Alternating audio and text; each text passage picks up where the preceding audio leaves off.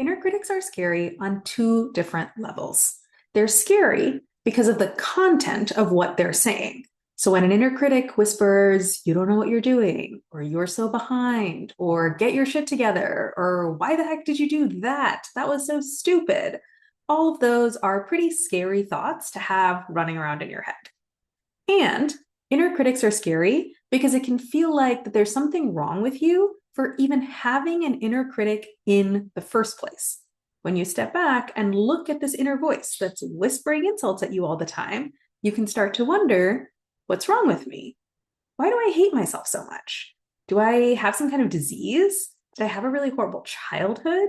Am I just broken? So there are two layers of fear.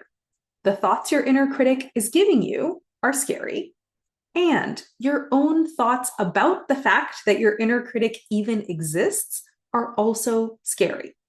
The layer one fear is something is wrong with me. That comes from the content of what your inner critic is telling you. And then the layer two fear is something is wrong with me for thinking that there's something wrong with me. That comes from your own thoughts about the fact that your inner critic even exists. And the first thing I want to tell you is that these kinds of double layers of emotions are really, really common. Your brain is really good at having thoughts, and your brain is also really good at having thoughts about its own thoughts. So nothing is going wrong here. Your brain is working perfectly correctly. And the second thing I want to tell you is that when I see these double layers of emotions in my clients, I like to work from the outside in. I like to work on the layer two fear first, because the layer two fear usually causes 50 to 90% of the pain that somebody is feeling.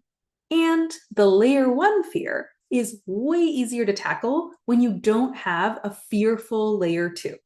If your layer two thoughts, if your thoughts about your thoughts are chill, normalizing, compassionate, curious, and generally have a vibe of this is normal and it's not a big deal, making layer one changes is a breeze.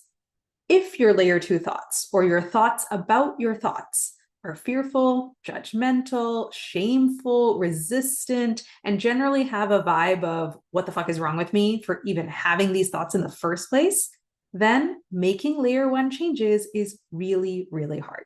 So here's what we're going to do over the next 2 days. Tomorrow, we are going to work on layer two. Tomorrow, I'm going to give you an argument for why there's nothing wrong with you for thinking that there's something wrong with you.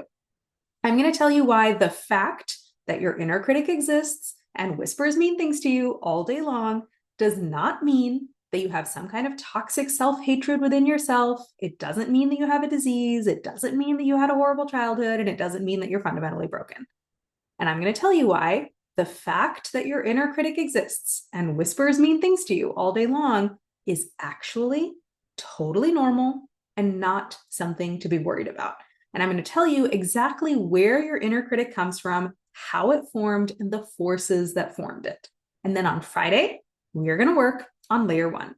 Because after you've seen the source of your inner critic and the forces that formed it, it's also going to become pretty clear what you need to do to shake yourself free of it. And I'm going to give you a simple, easy, drop dead doable practice that you can do in literal seconds every single day that will put your inner critic to bed for life. You do not want to miss out on this series. Subscribe to my email newsletter at the link above to make sure that you don't miss out.